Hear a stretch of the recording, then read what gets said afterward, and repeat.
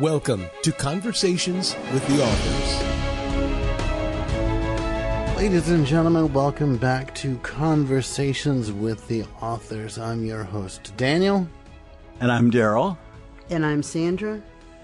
And today we're going to dip back into the questioning. And if you're familiar with the show, you know that this is an unscripted show. So if you hear barking in the background, there's a brand new puppy who's learning how to crate trained. And there's Daddy's in the room, but he's going to be quiet. And we're going to ask my fellow co-hosts and parents some questions.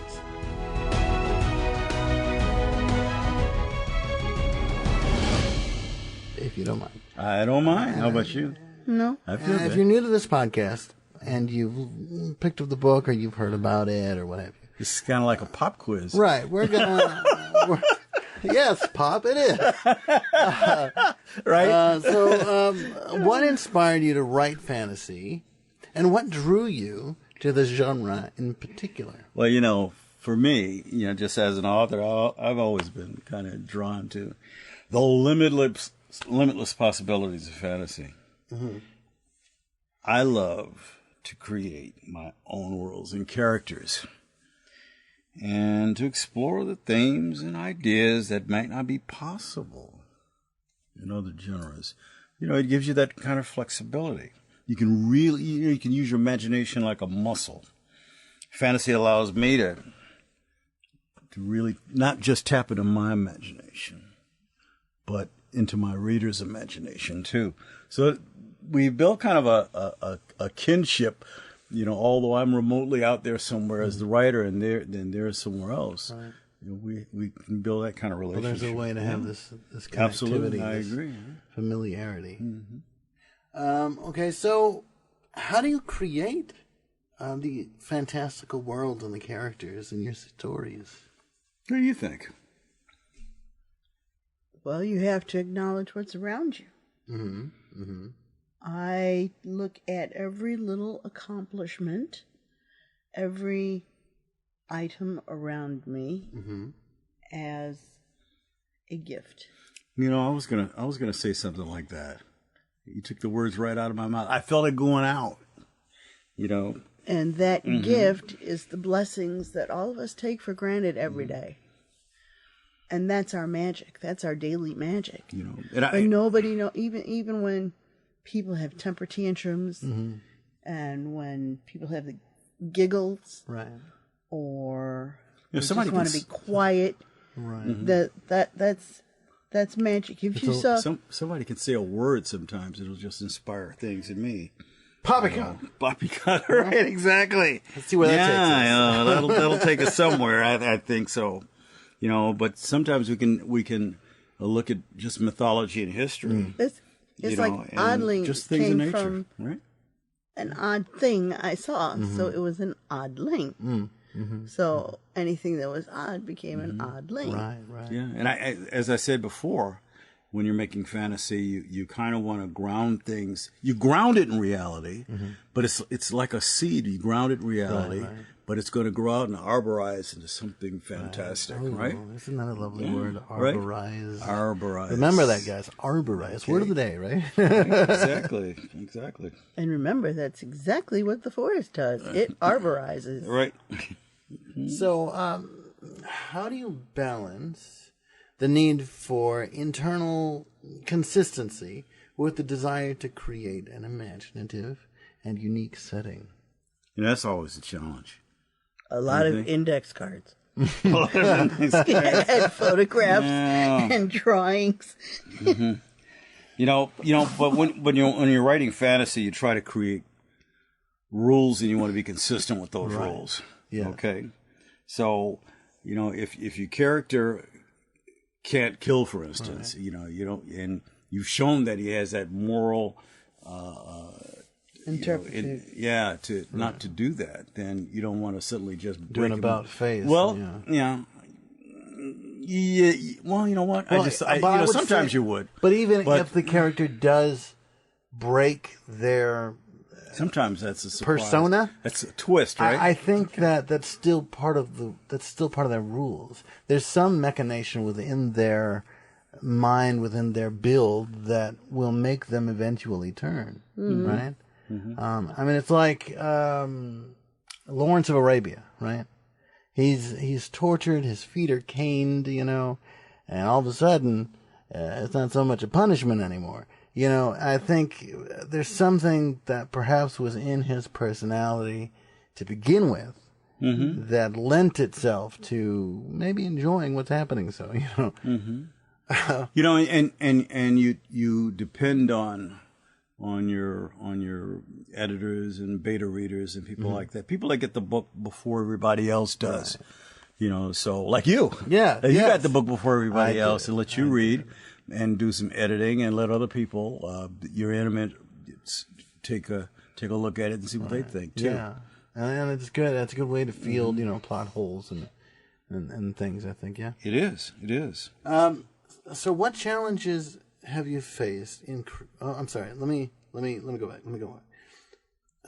What do you think sets your work apart from other fantasy authors, and what do you hope readers will take away from your stories? The biggest thing that sets us apart is that we're a couple.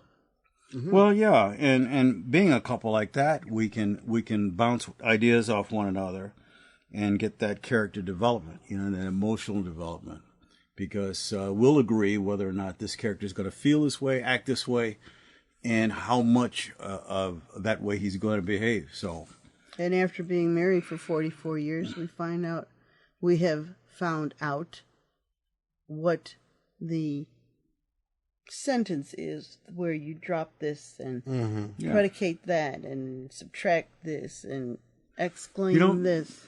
Wouldn't you agree that you have to kind of be connected to your characters to really bring them to life? You got to be connected to them. I think in overall, I think you end up being, if it's a good story and you truly believe in the story you're telling, I think that you connect with all of your characters, both good and bad. Right.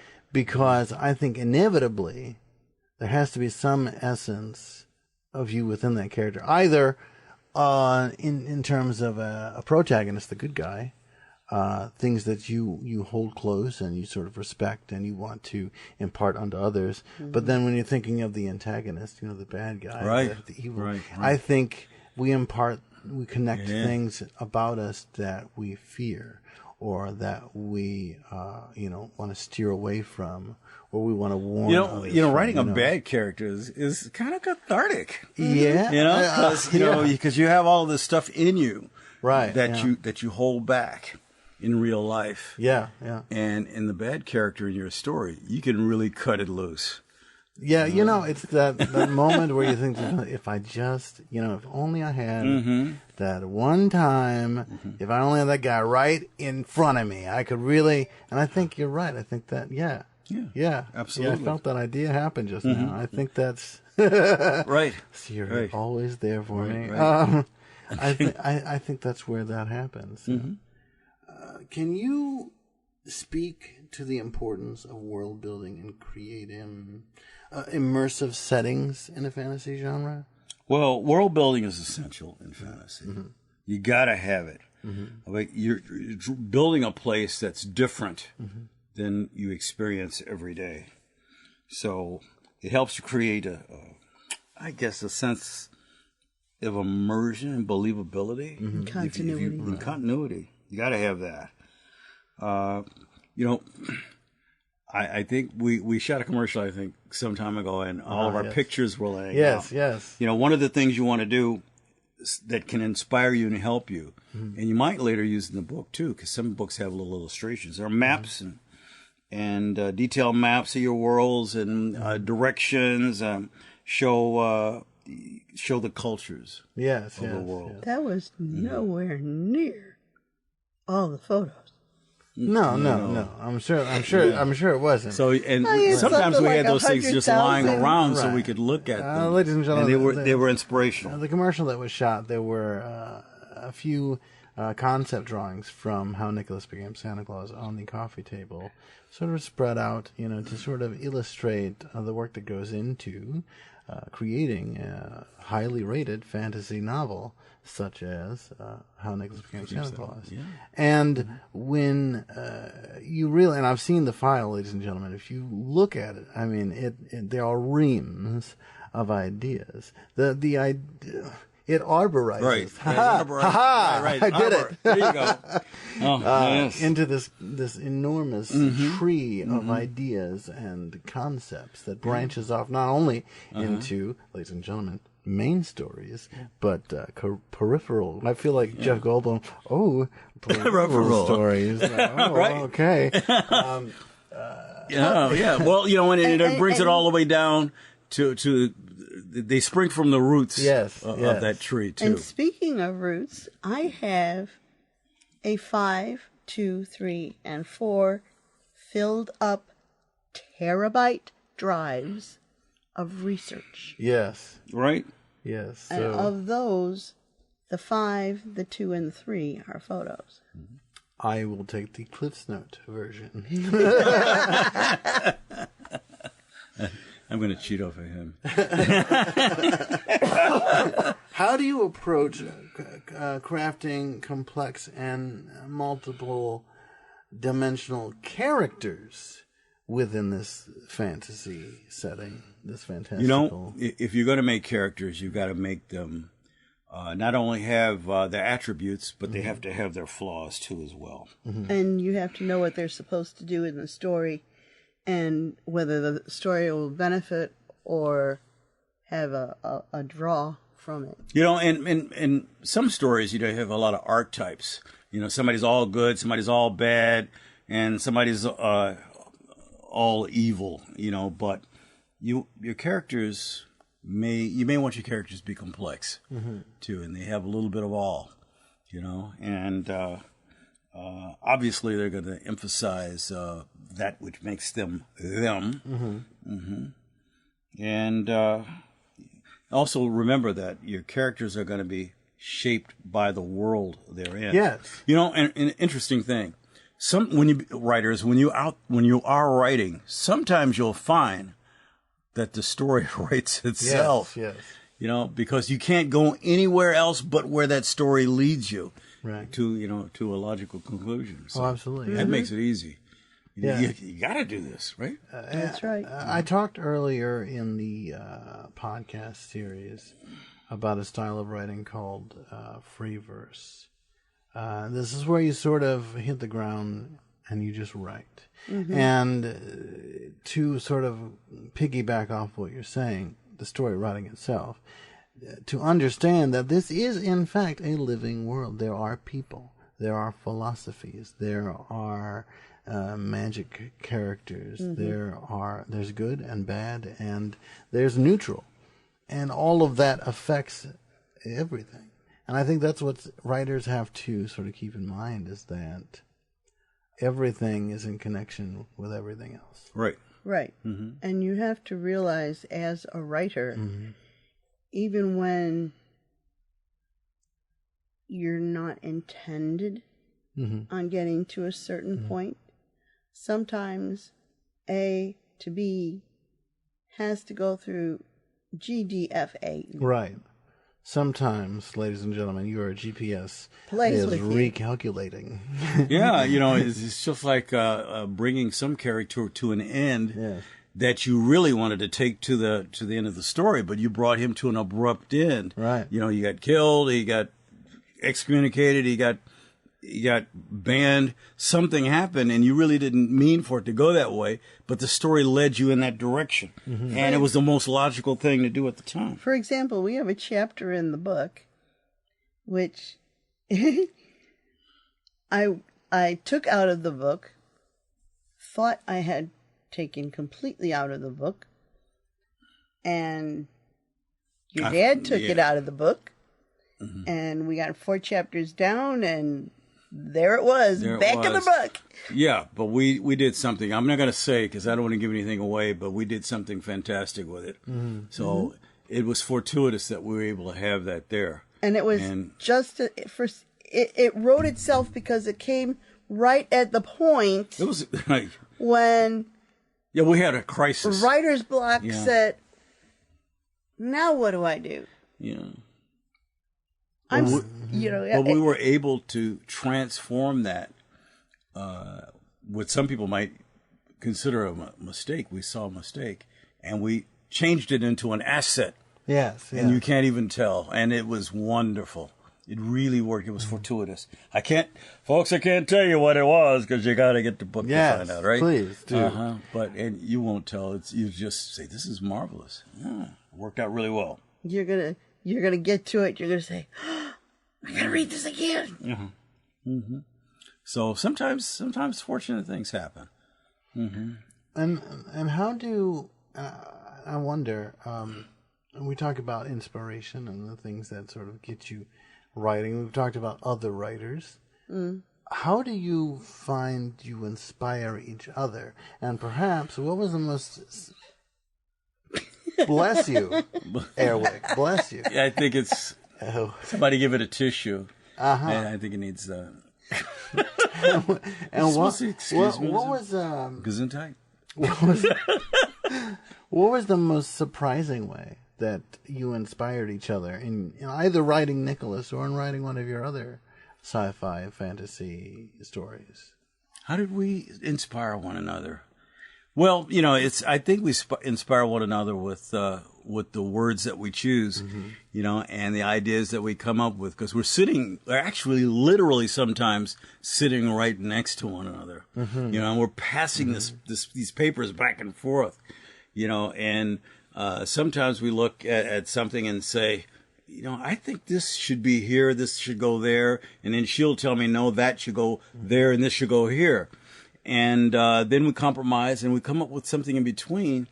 And then we get up at 3:00 in the morning. That's happening. And go, that's it. That's it. Get the computer. Inspiration doesn't have a clock, and it'll come at any time. So sometimes you'll wake up in the middle of the night to do whatever you do, but make sure you have your pencil and paper there. Speaking of waking up in the middle of the night, are you advocates? It sounds like you are. Are you advocates of dream journaling? Dream journaling. Some people write their whole novel off of a dream, and others dream while they're awake. Yes. And they do. You kind of daydream, I guess. Not hallucinate. We're not talking about that. That's something totally different. But I think dream journaling is a good thing. And sometimes you wake up and you can't remember all your dreams. You just remember a little part. But sometimes that part is like a key to something else. And it opens up that box, and then you really come up with an idea. Yeah, I think as a or screenwriter... Or you're like me, and you can't remember anything, and you have lists of everything, and then you have lists of lists and boxes of lists that tell you where the other lists are. And then you finally get back to the list that tells you, when you get them all organized, what the story was. The lists, it's like listception. So, lastly, what advice? What advice would you give aspiring writers looking to break into fantasy genre? Just write. Have a lot of pencils. Just write, and enjoy what you do. And if you enjoy what you do, it's going to be good. Okay. And talk to others and get those beta readers going too, and let them read it too. And don't be sensitive. You can't be sensitive, because if somebody says, well, I don't like that, or can you change it to this? Well, I don't like that.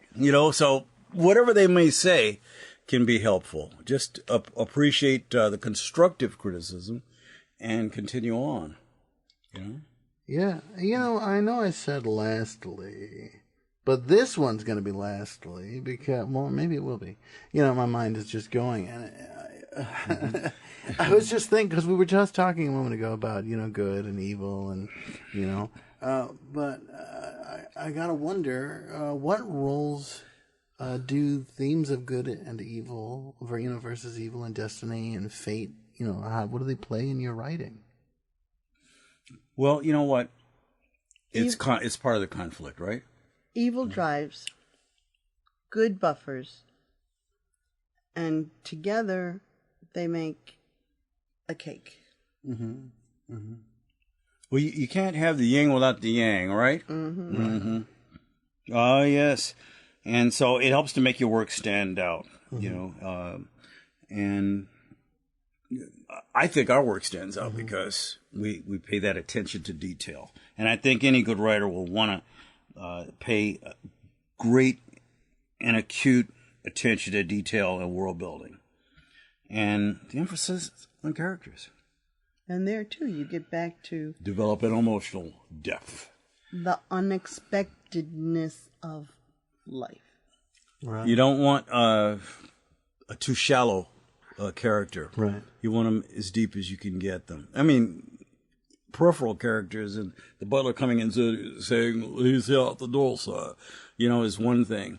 But the main character, you want to have some depth. You want to care about the character, right? Right. You know, the character may live, the character may die, but it's because you care about it that it makes it important. That's why you'll find that when your father and I write, it's always a montage. Yes. Because it's better to have an emotional soup than to have coffee that you can see through. Right. What would Jeff Goldblum say about that? You can't wait to read it. And if you can't wait to read it, ladies and gentlemen, you can pick up the book at troopbooks.com. You can check out the TikTok, the Instagram, and the Facebook at Troop Books. So I'd like to thank all of you for listening. I'd like to thank our composer, Alexander Nakarada, for listening. And I hope to catch you next time on Conversations with the Authors.